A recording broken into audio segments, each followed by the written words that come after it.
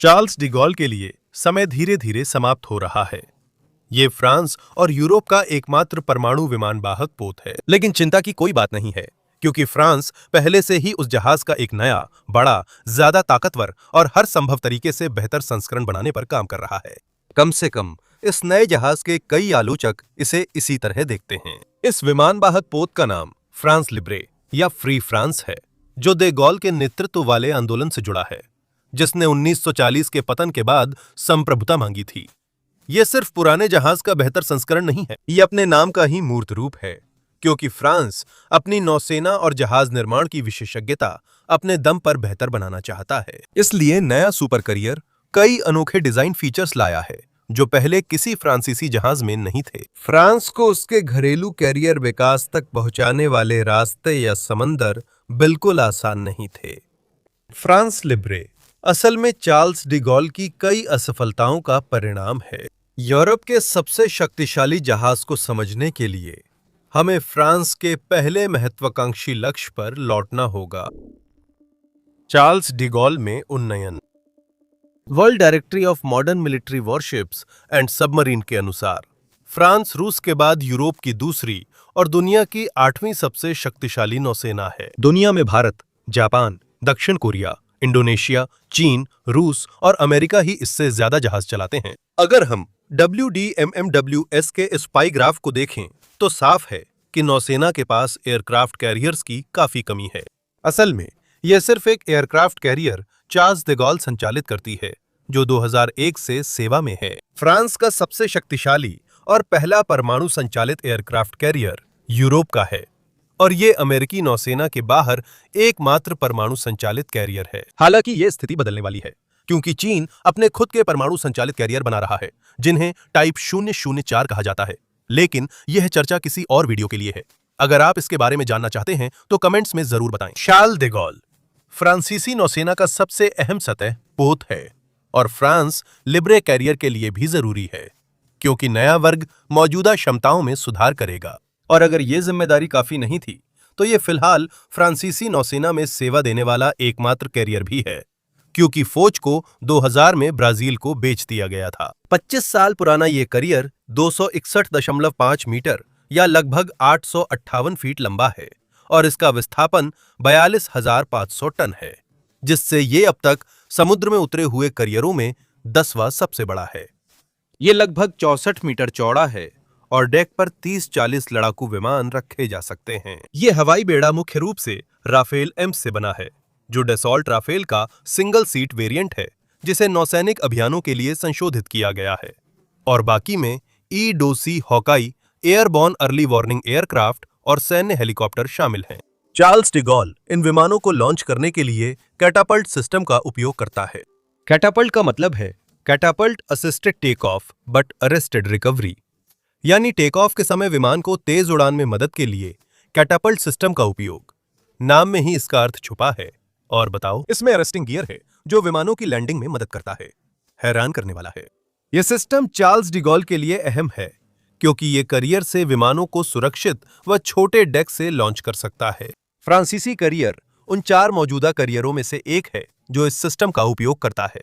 बाकी हैं USS निमिट्ज, USS Gerald R Ford और चीनी फुजियान कैरियर। यह सिस्टम 1 मिनट में विमान लॉन्च कर सकता है, जिससे चार्ल्स डे गॉल 40 मिनट में पूरा राफेल विंग भेज सकता है।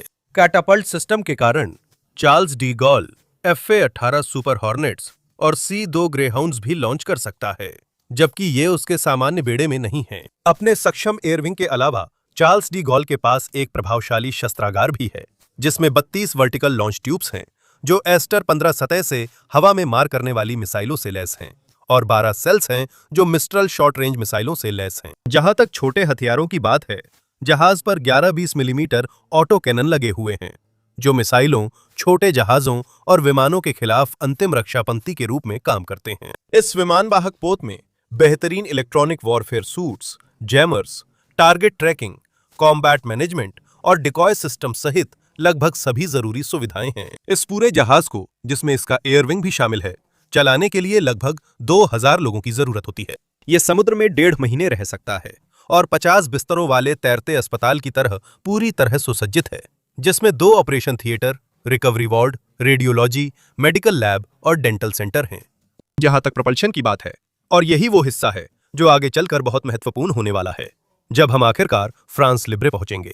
चार्ल्स डी गॉल को 2K15 प्रेशराइज्ड वाटर न्यूक्लियर रिएक्टरों से शक्ति मिलती है, जो 2 स्टीम टरबाइन चलाकर 82,000 हॉर्स पावर उत्पन्न करते हैं। आदर्श रूप से चार्ल्स डी गॉल आराम से 27 नॉट्स करीब 50 किलोमीटर/घंटा की रफ्तार से चल सकता है। लेकिन असलियत में चार्ल्स डी गॉल कई समस्याओं से जूझ रहा है। जहाज पर लगे रिएक्टर कम समृद्ध ईंधन का इस्तेमाल करते हैं, जिसे कैरामेल कहा जाता है, और इस तरह के न्यूक्लियर फ्यूल को हर 5 साल में फिर से भरना पड़ता है, जो न्यूक्लियर रिएक्टर इस्तेमाल करने के पूरे मकसद को ही कमजोर कर देता है।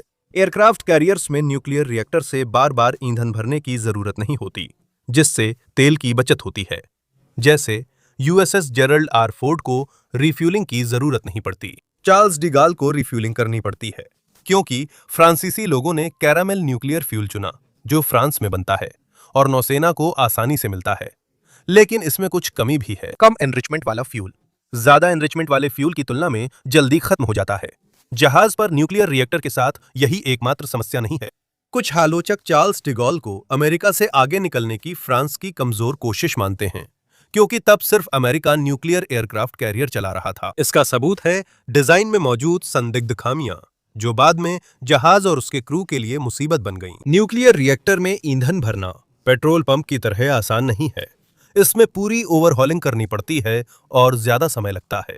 चार्ल्स डी गॉल 2007 में पहली बार रिफ्यूलिंग के लिए तब रुका जब उसने समुद्र में 900 दिन बिताए और पृथ्वी के चारों ओर 12 बार जितनी दूरी तय की, और उस रुकावट में 15 महीने लग गए। जैसा मैंने कहा, यह ऐसा नहीं है जैसे आप पेट्रोल पंप पर रुकें। फ्रांसीसी नौसेना को अपने अहम जहाज तक लंबे समय तक पहुंच नहीं थी।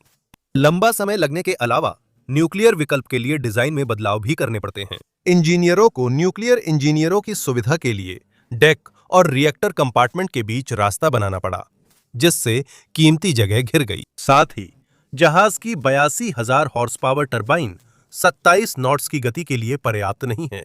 फोरकास्ट इंटरनेशनल, जो एक वैश्विक एरोस्पेस डिफेंस, इलेक्ट्रॉनिक्स और पावर सिस्टम्स रिसर्च और कंसल्टिंग कंपनी है, के अनुसार चार्ल्स डी गॉल ने कभी यह साबित नहीं किया कि वह 25 और आधा नॉट से ज्यादा जा सकता है, और यही इसकी अधिकतम गति है। इसका मतलब है फ्रांसीसी नौसेना प्रमुख मुश्किल से 25 नॉट्स की बेड़े की गति के बराबर चल सकता है, जो एक कमांडर नहीं चाहेगा। न्यूक्लियर प्रोपल्शन सिस्टम ही एकमात्र समस्या नहीं थी जिसे आलोचना का सामना करना पड़ा।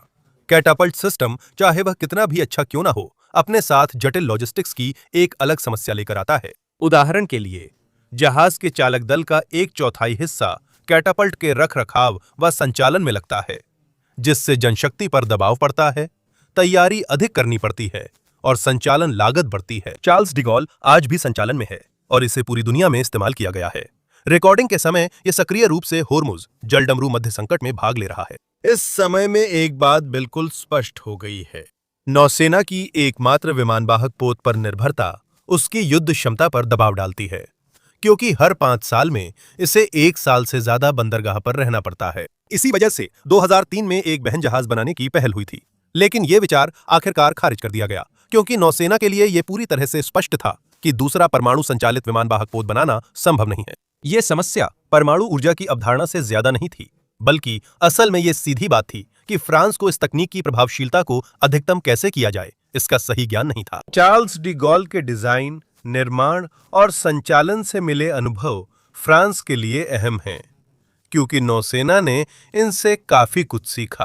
पहली गलती थी कि चार्ल्स डी गॉल का डिजाइन क्लेमेंसो और फोच जितना ही रखा गया, जिनकी वो जगह ले रहा था। यह फैसला गलत था, क्योंकि एक विमान वाहक पोत का आकार उस पर ले जाए जाने वाले एयरविंग के आकार से तय होना चाहिए, न कि उससे पहले आए विमान वाहक पोतों के आकार से। विमानों की क्षमता से कैटापल्ट की लंबाई, लैंडिंग दूरी, लिफ्ट का आकार और अन्य विशेषताएं तय होती हैं, जो विमान वाहक पोत का आकार निर्धारित करती हैं। चार्ल्स डी गॉल ने जिन 2 विमान वाहक पोतों की जगह ली, वे लगभग 50 साल पुराने थे, और आधी सदी पुरानी तकनीक पर नया डिजाइन बनाना बस थोड़ा सा बेमतलब था। दूसरी बात, परमाणु प्रणोदन का फैसला पीछे मुड़कर देखे तो गलत था। पारंपरिक प्रणोदन वाले जहाजों में डिजाइन के लिए ज्यादा गुंजाइश होती है और इंजीनियर ईंधन बंकरों और दूसरे लोडिंग बे को समायोजित करके आसान सुधार कर सकते हैं। यह परमाणु ऊर्जा के साथ संभव नहीं है और यह उन इंजीनियरों के लिए बेहद सीमित था जिनके पास परमाणु ऊर्जा से चलने वाले जहाजों को डिजाइन करने का पर्याप्त अनुभव नहीं था। अंत में परियोजना प्रबंधन में गलती हुई। चार्ल्स डी गॉल का निर्माण कई बार पूरी तरह रुक गया। इससे निर्माण अवधि बेहद लंबी हो गई, इतना कि जहाज के लिए पुर्जे सप्लाई करने वाली कुछ कंपनियां इस दौरान बंद हो गईं और इंजीनियरों को जल्दी से उनके विकल्प ढूंढने पड़े। हालांकि इन तीनों सबकों का सही तरीके से इस्तेमाल किया गया और इन्हीं से फ्रांस लिब्रे बना, जो पहला फ्रांसीसी सुपर कैरियर होगा। इमैनुअल मैक्रों, फ्रांस के राष्ट्रपति, ने मार्च 2026 में फ्रांस लिब्रे का नाम घोषित किया, जबकि यह परियोजना पहले से लगभग 10 साल से चल रही थी। फ्रांस को यह तय करने में ही कई साल लगे कि नया कैरियर फायदेमंद निवेश है। चार्ल्स डी गॉल के साथ अब तक की सबसे बड़ी संचालन संबंधी समस्या इसकी उपलब्धता की कमी है, जो ईंधन भराई और रखरखाव के कारण होती है, और यही सबसे महत्वपूर्ण चीज है जिसे फ्रांस लिब्रे सुधारने का लक्ष्य रखता है। अगर सब योजना के अनुसार रहा तो नया कैरियर 2038 में समुद्र में उतरेगा और चार्ल्स डी गॉल के सेवानिवृत्त होने पर उसकी जगह लेगा। फिर भी उपलब्धता की समस्या है, क्योंकि यह कैरियर अकेले सेवा देने को बना है। फ्रांसीसी सांसदों के बीच इसी श्रेणी का दूसरा कैरियर बनाने को लेकर चर्चा हुई है और संसद ने इसकी व्यवहार्यता के अध्ययन का अनुरोध किया है, लेकिन रिकॉर्डिंग के समय तक दूसरे कैरियर पर कोई निर्णय नहीं लिया गया है। फ्रांस लिब्रे सभी रिपोर्टों के अनुसार एक सुपर कैरियर होगा। इसका वजन लगभग 80,000 टन होगा। इसकी लंबाई 310 मीटर या 1017 फीट होगी और डेक की चौड़ाई 90 मीटर या 295 फीट होगी। इसका विस्थापन चार्ल्स डी गॉल से लगभग दोगुना होगा और डेक 20% बड़ा 17,200 वर्ग मीटर 1,85,000 वर्ग फीट होगा, जिसमें 2 40 टन क्षमता वाले लिफ्ट होंगे और 900 से 2,000 नाविक और वायुसेना कर्मी इस विमान वाहक पोत पर रहेंगे।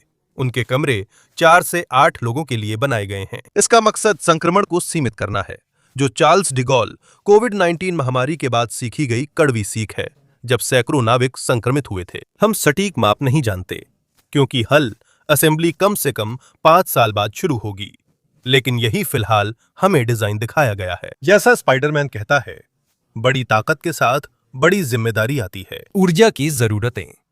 फ्रांस लिब्रे को प्रोपल्शन के लिए 1,10,000 हॉर्स पावर और ऑनबोर्ड पावर के लिए 30 मेगावाट चाहिए। यह इतनी बिजली है कि 20,000 यूरोपीय घर चल सकते हैं और टाइटैनिक की प्रोपल्शन पावर से दोगुनी से ज्यादा है। जितना जानो उतना अच्छा। इंजीनियरों के सामने सवाल है कि इतनी बिजली कैसे देंगे।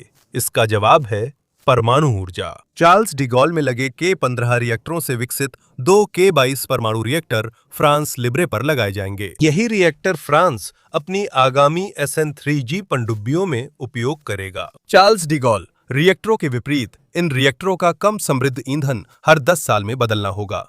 इससे फ्रांस को दूसरा एयरक्राफ्ट कैरियर पूरा करने का समय मिलेगा, इससे पहले कि पहले वाले को ब्रेक लेना पड़े। फ्रांस लिब्रे में चार्ल्स डी गॉल की तरह 2 नहीं 3 प्रोपेलर होंगे, जिससे यह 27 नॉट्स तक जा सकेगा। यह ज्यादा बड़ा अपग्रेड नहीं लगता, क्योंकि चार्ल्स डी गॉल की अधिकतम रफ्तार भी यही है, लेकिन नया कैरियर लगभग दोगुना भारी है। यह ध्यान देने योग्य है कि इसकी रफ्तार काफी प्रभावशाली है। पहले परमाणु चालित कैरियर उम्मीदों पर खरे नहीं उतरे। फिर भी 2 कारणों से परमाणु प्रणोदन चुना गया।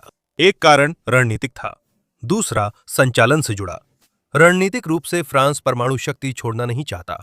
चार्ल्स डी गॉल भले ही आदर्श न हो, लेकिन फ्रांस यूरोप की सबसे बड़ी सैन्य शक्ति है और वह किसी असफलता के कारण परमाणु अनुसंधान नहीं छोड़ना चाहता। दूसरी बात, फ्रांस के इंजीनियरों ने चार्ल्स डी गॉल की असफलताओं से सीखा है और उम्मीद है कि फ्रांस लिब्रे इन कमियों को सुधारेगा। तीसरी बात, फ्रांस अपनी परमाणु क्षमताएं और ज्ञान सिर्फ सैन्य और नागरिक क्षेत्रों में इनके उपयोग की वजह से नहीं, बल्कि खास तौर पर अपनी नौसेना की वजह से बनाए रखना और बढ़ाना चाहता है। तकनीक के अनुभव की कमी से रक्षा क्षेत्र में विशेषज्ञता की कमी एक बड़ी समस्या है।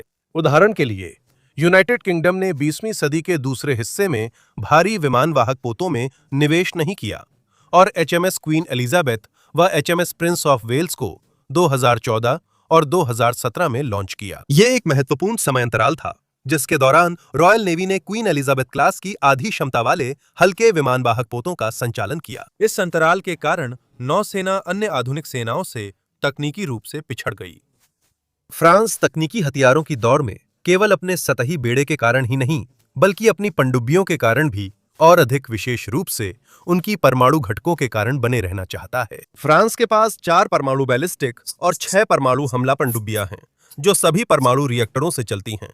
फ्रांस इस बेड़े को बढ़ाने की योजना बना रहा है। फ्रांस लिब्रे के निर्माण में मिला ज्ञान इन पनडुब्बियों के विकास में और इसके विपरीत भी काम आएगा, इसलिए परमाणु शक्ति महत्वपूर्ण है। संचालन के दृष्टिकोण से इतनी बड़ी जहाज को अगर पारंपरिक तरीके से चलाया जाए तो उसे बार बार ईंधन भरवाने की आवश्यकता होगी। इसका सीधा मतलब है कम लचीलापन, और ये वो चीज नहीं है जो आप एक नौसैनिक जहाज में चाहेंगे, जिसे मुख्य रूप से शक्ति प्रदर्शन के लिए डिजाइन किया गया है। माना कि इस तरह की प्रणोदन प्रणाली बनाना और उसका रख रखाव करना सस्ता पड़ेगा, इसमें कम स्टाफ की जरूरत होगी, लेकिन इतनी कम लागत के साथ जो सीमाएं आती हैं वे फ्रांस के लिए बिल्कुल भी उपयुक्त नहीं हैं।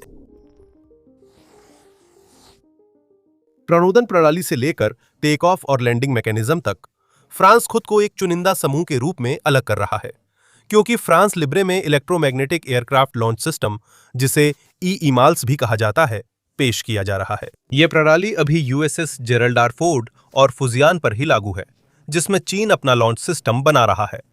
ईमाल्स स्टीम कैटापल्ट्स का उन्नत रूप है। यह विमान के एयरफ्रेम पर कम दबाव डालता है, वजन में हल्का है, कम रखरखाव व कम शुरुआती लागत वाला है। यह भी ध्यान देने वाली बात है कि स्टीम कैटापल्ट्स को भाप बनाने के लिए ताजे पानी की जरूरत होती है, यानी कैरियर को समुद्री पानी को मीठा बनाने में ऊर्जा खर्च करनी पड़ती है, जबकि ईमाल्स के साथ ऐसा नहीं है। ऊर्जा बर्बाद करने के अलावा कैरियर को इस सिस्टम के लिए जगह बनानी पड़ती है, क्योंकि स्टीम कैटापल्ट्स के लिए कई बड़े हिस्से और हर लॉन्च में 450 किलोग्राम पानी चाहिए। दिलचस्प है कि भारी बनावट के बावजूद स्टीम कैटापल्ट्स बहुत भरोसेमंद होते हैं, लेकिन इनकी सबसे बड़ी कमी फीडबैक कंट्रोल का न होना है। इसका मतलब है कि ये छोटे एयरफ्रेम्स को जरूरत से ज्यादा ताकत से लॉन्च कर देते हैं, जिससे वे नुकसान पहुंच जाते हैं। उदाहरण के लिए चार्ल्स डिगॉल की स्टीम कैटापल्ट 27 टन के विमान को 75 मीटर में 140 नॉट्स 260 किलोमीटर भी घंटा तक पहुंचा सकती है। ये बहुत ताकत है, जो दिखाता है कि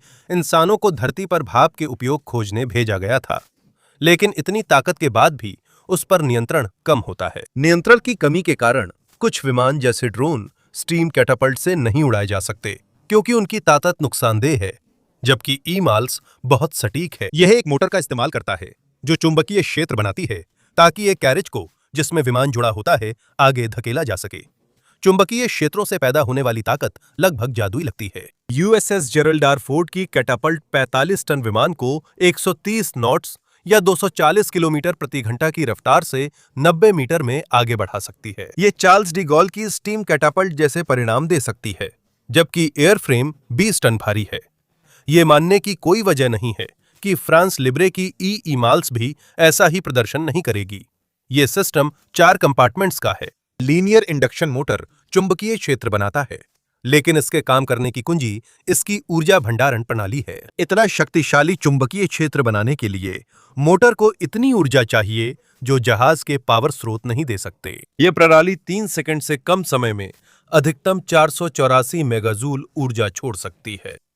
अब अगर आपको यह समझने के लिए कोई तुलना चाहिए कि यह कितना पागलपन है, तो यह लगभग उतनी ही ऊर्जा है जितनी आपको 115 किलोग्राम या 253 पाउंड टीएनटी को उड़ाने से मिलेगी। अधिक ऊर्जा की जरूरत से ऊर्जा उत्पादन में समस्या होती है। ईमाल्स के पास एक ऊर्जा भंडारण प्रणाली है, जो जहाज से 45 सेकंड में ऊर्जा लेकर उसे 4 रोटरों में संग्रहित करती है। फ्लाईव्हील ऊर्जा भंडारण घूमते रोटर द्वारा ऊर्जा संचित करने की विधि है, जो ऊर्जा संरक्षण सिद्धांत पर आधारित है। रोटर उच्च गति से घूमते हैं ताकि ऊर्जा को संचित किया जा सके, और जब ऊर्जा को प्रणाली से बाहर निकालना होता है तो घूमने की गति को कम कर दिया जाता है। ऐसी प्रणालियां पवन टरबाइन, मोटर स्पोर्ट्स और नासा के अंतरिक्ष यान की ऊर्जा भंडारण में भी इस्तेमाल होती हैं। ईमॉल्स का तीसरा घटक पावर कन्वर्जन सबसिस्टम है, जो मोटर को ऊर्जा देने के लिए कन्वर्टर पर निर्भर करता है। ईमेल्स को स्टीम कैटापल्ट से बेहतर बनाने वाला मुख्य घटक कंट्रोल कंसोल है। स्टीम कैटापल्ट्स के विपरीत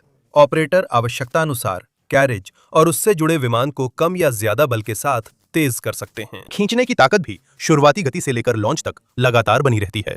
जो कि स्टीम कैटापल्ट्स में नहीं होता। वह ताकत की तीव्रता बदलती रहती है और इससे विमान के ढांचे पर दबाव भी कम पड़ता है। जब सब कुछ कहा और किया जा चुका होता है और दोनों सिस्टम्स की आपस में तुलना की जाती है तो ईमाल्स हर मामले में श्रेष्ठ साबित होता है। यह सभी इलेक्ट्रिक जहाजों के लिए उपयुक्त है, जिससे फ्रांस और संयुक्त राज्य अमेरिका दोनों ही हासिल करना चाहते हैं। और यह विमान को अधिक सटीकता से लॉन्च कर सकता है और विमान के ढांचे पर कम दबाव डालता है। यह ड्रोन, जिससे बहुत कम बल की आवश्यकता होती है, से लेकर बड़े विमानों तक जिन्हें अधिकतम प्रयास की जरूरत होती है, किसी भी चीज को लॉन्च करने की लचीलापन भी प्रदान करता है। अंत में यह सिस्टम स्टीम कैटापल्ट्स की तुलना में कहीं अधिक कुशल है और सेना को वास्तव में दक्षता बहुत पसंद है। स्टीम कैटापल्ट्स भाप द्वारा उत्पन्न बल को कैरिज तक पहुंचाने में बहुत ही अक्षम हैं और केवल लगभग 5% ही कुशल होती हैं, जबकि ईमाल्स लगभग 95% दक्षता प्राप्त करता है। ईमाल्स सिर्फ विश्वसनीयता में स्टीम कैटापल्ट्स से पीछे है। फिलहाल यूएसएस जेराल्ड आर फोर्ड का ईमाल्स 400-600 विमानों के बाद ऑपरेशनल फेल हो जाता है, जबकि पेंटागन ने 4166 लॉन्च में केवल एक फेलियर की दर मांगी थी।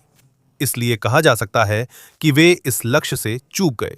ईमाल्स अभी उस विश्वसनीयता से दूर है और फ्रांस लिब्रे के सिस्टम में भी ऐसी ही समस्याएं संभावित हैं, लेकिन समय ही बताएगा कि इंजीनियर इसे बेहतर बना पाएंगे या नहीं। नया फ्रांसीसी सुपर कैरियर 3 ईमाल सिस्टम से लैस रहेगा, जिससे एक फेल होने पर भी 2 काम करेंगे। यही बात एडवांस्ड अरेस्टिंग गियर पर भी लागू होती है, जो फ्रांस लिब्रे पर लगा लैंडिंग सिस्टम है। एजी एक नई खोज है जो ईमाल्स के साथ ही विकसित हुई थी। इसे अमेरिकी कैरियर्स पर F-35 जैसे भारी और यूएवी जैसे हल्के विमानों को रिकवर करने के लिए डिजाइन किया गया है। पारंपरिक अरेस्टिंग गियर में केबल हाइड्रोलिक पिस्टन से जुड़ी होती है, जिससे विमान को कैरियर पर लैंडिंग के समय प्रतिरोध मिलता है। स्टीम कैटापल्ट्स की तरह ये सभी लैंडिंग विमानों के लिए एक समाधान था, जिसमें ज्यादा रखरखाव चाहिए था और हल्के विमानों के लिए अधिक प्रतिरोध देता था। हालांकि एएजी एक डिजिटल कंट्रोल सिस्टम के साथ आता है, जो अलग अलग प्रकार के विमानों को अलग अलग गति पर आसानी से लैंड कराने के लिए आवश्यक प्रतिरोध की मात्रा को सटीक रूप से निर्धारित करता है। जल टरबाइन ऊर्जा संचित कर नियंत्रण प्रणाली के साथ विभिन्न विमानों की लैंडिंग की अनुमति देती हैं। लैंडिंग सिस्टम एक बार फिर लॉन्चिंग सिस्टम की तरह ही है, क्योंकि एएजी भी शुरू में अविश्वसनीय था, जिसमें व्यावहारिक उपयोग के लिए हरी झंडी देने के लिए बहुत अधिक विफलताएं थीं। लेकिन सिस्टम को ठीक किया गया, सुधारा गया और अब यह कई मल्टी रोल फाइटर और अर्ली वार्निंग विमानों के साथ आईवीए में इस्तेमाल के लिए तैयार है। फ्रांस को जनरल एटॉमिक्स से एएजी और ईईएमए अमेरिका के विदेशी सैन्य बिक्री समझौते में मिलेंगे। फ्रांस लिब्रे पर नए लैंडिंग और लॉन्च सिस्टम्स बहुत महत्वपूर्ण हैं। इनका उद्देश्य नए कैरियर की लॉन्चिंग क्षमताओं को बेहतर बनाकर संचालन तेज करना और अधिक सॉर्टीज की अनुमति देना है, जिससे ये लंबे और तीव्र मिशनों में काम कर सके। उन मिशनों में फ्रांस लिब्रे 40 से अधिक विमानों का संचालन करेगा, जिसमें 30 तक डसॉल्ट राफेल फाइटर 3 तक, नॉर्थरोप ग्रुमन ई-डोडी advanced Hawkeye airborne early warning aircraft 6 तक, हेलीकॉप्टर और अज्ञात संख्या में यूएवी शामिल होंगे। डसॉल्ट राफेल पर हम ज्यादा समय नहीं देंगे, क्योंकि मेगा प्रोजेक्ट्स में इस पर विस्तार से चर्चा हो चुकी है। आप चाहें तो देख सकते हैं। 4.5वीं पीढ़ी का यह मल्टी रोल फाइटर यूरोप के सबसे सक्षम और भरोसेमंद प्लेटफॉर्मों में है। फ्रांस लिब्रे के हैंगर के लिए F5 स्टैंडर्ड का M वेरिएंट तय किया गया है।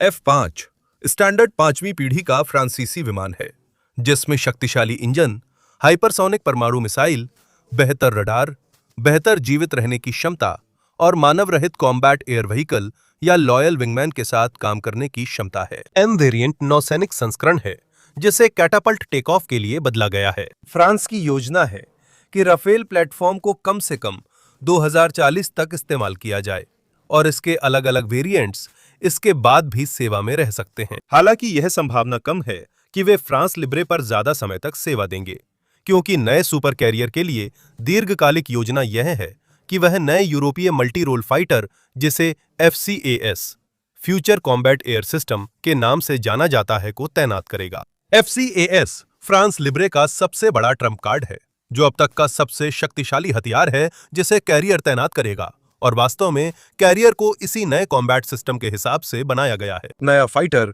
5 टन के राफेल से ज्यादा भारी होगा और इसके भंडारण रखरखाव के लिए बड़े इंतजाम चाहिए।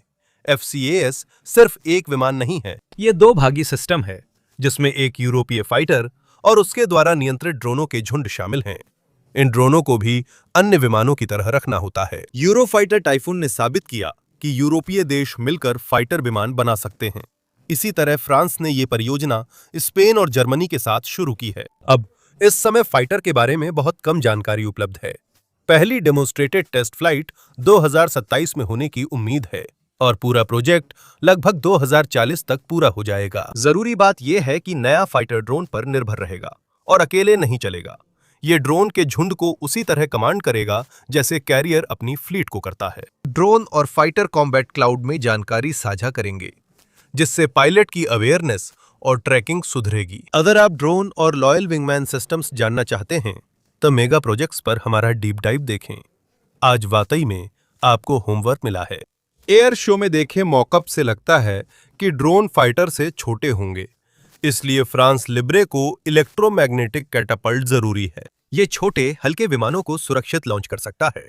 शायद आपने एक पैटर्न नोटिस किया होगा। फ्रांस लिब्रे ने भरोसा जताते हुए न्यूक्लियर प्रोपल्शन चुना। हालांकि तकनीक अभी परफेक्ट नहीं है, लेकिन नेवी इसे सफल बना लेगी। यही तरीका एएजी और ईमेल्स के लिए भी अपनाया गया था और अब फ्यूचर कॉम्बैट एयर सिस्टम के साथ भी दोहराया जा रहा है, जो अभी अस्तित्व में नहीं है। ये फ्रेंच नेवी की सोच है कि तकनीकी विकास में आगे रहना संप्रभुता के लिए जरूरी है। फ्रांस लिब्रे केवल चार्ल्स डिगॉल की जगह नहीं है, बल्कि ये नौसैनिक वास्तुकला में अग्रणी बनने और 21वीं सदी के दूसरे हिस्से तक विस्तार की योजना बना रहा है। Future combat air system France Libre का सबसे बड़ा हथियार है, लेकिन ये उसका एकमात्र आक्रामक या रक्षात्मक हथियार नहीं है। गोला बारूद भंडारण ऐसा है कि विमान 7 दिन लड़ सकते हैं, पर विमान वाहक पोत को मिसाइल और पॉइंट डिफेंस हथियारों की भी जरूरत होगी। वर्टिकल लॉन्च सिस्टम्स की संख्या सार्वजनिक नहीं है, लेकिन रिपोर्टों के मुताबिक ये चार्ल्स डिगॉल के वीएलएस ट्यूब से ज्यादा होंगी। अपने पूर्ववर्ती की तरह नया विमान वाहक पोत भी मुख्य रूप से आस्टर मिसाइल परिवार पर आक्रमण और रक्षा के लिए निर्भर करेगा, जबकि भविष्य में एक निर्देशित ऊर्जा हथियार, जिसे लेजर भी कहा जाता है, स्थापित करने के लिए भी जगह छोड़ी गई है। जब सब कुछ जोड़ा और घटाया जाता है तो फ्रांस लिब्रे चार्ल्स डिगॉल की तुलना में एक आसान अपग्रेड है। ये अधिक विमान कम प्रयास में लॉन्च और आपूर्ति करेगा, युद्ध क्षेत्रों में तेजी से और कम दबाव के साथ पहुंचाएगा। साथ ही वर्तमान पोत की तुलना में कम रखरखाव और डाउनटाइम की जरूरत होगी। यूएसएस जेरल्ड आर फोर्ड से तुलना संभव नहीं, क्योंकि दोनों विमान वाहक पोत काफी मिलते जुलते हैं। अमेरिकी नौसेना ज्यादा ताकत दिखाती है, लेकिन फ्रांस का उद्देश्य दुनिया के दूसरे छोर तक दबदबा बनाना नहीं था। फ्रांस ने 20वीं सदी में उपनिवेशीकरण की अपनी महत्वाकांक्षाओं को छोड़ दिया और अब उसने अपने आसपास के क्षेत्र पर ध्यान केंद्रित किया है, ठीक वैसे ही जैसे अधिकांश यूरोपीय देशों ने, और यूरोप के बाहर उसकी बची हुई 13 उपनिवेशों ने किया है। पैंग ज्यादातर समय भूमध्य सागर व आसपास के जल क्षेत्रों में रहेगा और यूरोप का सबसे बड़ा युद्धपोत होने के नाते यह शक्ति प्रदर्शन की बजाय स्वायत्तता व संप्रभुता की रक्षा करेगा। हालांकि यह परियोजना फ्रांसीसी नौसेना में एक बड़े आंदोलन का सिर्फ एक सूक्ष्म रूप है, जो वर्तमान में आधुनिकीकरण और संख्या बढ़ाने के लिए एक बड़े प्रयास से गुजर रही है। कुछ अमेरिकी भू राजनीतिक विश्लेषक 10 अरब यूरो के इस विमान वाहक पोत को एक दिखावे की परियोजना कहते हैं, जिसका एकमात्र उद्देश्य ट्रंप प्रशासन को यह दिखाना है कि फ्रांस एक गंभीर खिलाड़ी है, जिसे अमेरिकी धमकियों से डराया नहीं जा सकता। और यह वास्तव में कुछ हद तक सही भी है। डोनाल्ड ट्रंप ने अपने दोनों कार्यकालों में इस बात पर जोर दिया है कि संयुक्त राज्य अमेरिका यूरोपीय देशों की रक्षा के लिए जिम्मेदार नहीं है, और इसका सीधा असर ये हुआ है कि पूरे महाद्वीप में स्वदेशी रक्षा उत्पादन में तेजी आई है। फ्रांस इस दिशा में अग्रणी रहा है। फ्रांसीसी नौसेना को पहले ही नए रूप की जरूरत थी, इससे पहले कि अमेरिका यूरोप संबंध ठंडे पड़े। मुख्य समस्या निम्नलिखित पर केंद्रित है: मौजूदा पीढ़ी के परमाणु चालित एयरक्राफ्ट कैरियर, बैलिस्टिक मिसाइल पनडुब्बियों और परमाणु हमला पनडुब्बियों को बदलना, मौजूदा बेड़े का आधुनिकीकरण करना और उच्च तीव्रता वाले युद्ध के लिए तैयारी करना। पैंग पहली परियोजना थी। 14 मिलियन यूरो का व्यवहार्यता अध्ययन 2018 में शुरू हुआ था, लेकिन सिर्फ एक कैरियर से नौसेना नहीं बनती। जैसा कि पहले बताया गया था, फ्रांस एक नई पीढ़ी की बैलिस्टिक मिसाइल पनडुब्बी भी विकसित कर रहा है, जिन सभी को परमाणु ऊर्जा से संचालित किया जाएगा। इसलिए चार्ल्स डिगॉल और नए करियर के विकास से मिलने वाला परमाणु अनुभव बहुत महत्वपूर्ण है। इन नई पनडुब्बियों को इनविंसिबल क्लास कहा जाता है, और ये 16 परमाणु मिसाइलों के साथ एंटी शिप मिसाइलों व टॉर्पीडो से लैस होंगी। इस उद्देश्य के लिए वर्तमान में सेवा दे रही पनडुब्बी बेड़ा ट्रायम्फेंट क्लास 1997 से सेवा में है और इसे 2035 में रिटायर करने की योजना है। जैसे फ्रांस लिब्रे, ये पनडुब्बियां भी लंबे समय तक चलेंगी और इनसे 2080 या 2090 तक सेवा में रहने की उम्मीद है। सफरेन क्लास की पनडुब्बियां, जिनकी संख्या 6 है, नौसेना आधुनिकीकरण कार्यक्रम के तहत एक और परियोजना है। इनमें से 3 पहले ही सक्रिय सेवा में हैं और बाकी 3 आने वाली हैं। इन सभी को न्यूक्लियर रिएक्टर से शक्ति मिलती है और ये torpedo, land attack missile, anti ship missile और अंडर वाटर माइंस के इस्तेमाल से क्षेत्र की सुरक्षा में माहिर हैं। फ्रेंच नेवी को अमोरल नोरा क्लास की 5 नई फ्रिगेट्स मिलेंगी, जो एंटी मिसाइल, एंटी ड्रोन और एंटी सबमरीन युद्ध में माहिर हैं। एक फ्रिगेट जिसे ग्रीस को बेचा गया था, 2026 की शुरुआत में ईरान युद्ध के दौरान साइप्रस भेजा गया ताकि ईरानी ड्रोन से सुरक्षा हो सके। फ्रांस समुद्र निगरानी के लिए यूरोपियन पेट्रोल कोरवेट को अपनाएगा। ये एक संयुक्त यूरोपीय परियोजना है। इस भूमिका में ईपीसी 10 ऑफशोर पेट्रोल जहाजों के साथ होगी, जो 2027 से सेवा में आकर फ्रांसीसी नौसेना की पुरानी लंबी दूरी की नौकाओं की जगह लेंगे। ये जहाज समुद्री गश्ती कार्य का अधिकांश हिस्सा करेंगे, फ्रांस के राष्ट्रीय जल क्षेत्र की रक्षा करेंगे और पनडुब्बियों को एस्कॉर्ट करेंगे। देश अब ईडोडी एडवांस्ड हॉकाई अपनाएगा, जो वर्तमान में ईडोसी हॉकाई से आगे है। ये विमान फ्रांस लिब्रे पर तैनात रहेगा और यह किसी अन्य प्लेटफॉर्म जैसे कि एक फ्रिगेट या एक कैरियर से दागी गई मिसाइलों को निर्देशित करने में सक्षम है और फ्रांसीसी नौसेना के लिए एक तरह के फॉरवर्ड ऑब्जर्वर के रूप में काम करेगा। फ्रांसीसी नौसेना समुद्र से हवा, जमीन, एंटी शिप मिसाइलों और निर्देशित ऊर्जा हथियार जैसे हेल्मर पी लेजर, जिसे 2023 में सफलतापूर्वक परीक्षण किया गया, भी पेश कर रही है। कुल मिलाकर 2 दशकों से भी कम समय में फ्रांसीसी नौसेना पूरी तरह से बदल जाएगी। उसकी शुरुआती टीम के कई सदस्य बेहतर खिलाड़ियों के लिए बेंच पर जाएंगे और अंतिम सितारा फ्रांस लिब्रे होगा। यह सिर्फ चार्ल्स डी गॉल का बड़ा और बेहतर रूप नहीं होगा, जैसा कुछ लोग कहते हैं। फ्रांस लिब्रे अपने पूर्ववर्ती के विपरीत वैश्विक महाशक्तियों की बराबरी के लिए नहीं बना है। यह फ्रांसीसी नौसेना के संक्रमण को अगली पीढ़ी की शीर्ष स्तरीय नौसैनिक युद्ध प्रणाली की ओर अग्रसर करने के लिए है और सबसे महत्वपूर्ण बात, आने वाले तीव्र विकास के युग में तकनीकी प्रगति के लिए एक स्थिर मंच प्रदान करने के लिए है। देखने के लिए धन्यवाद।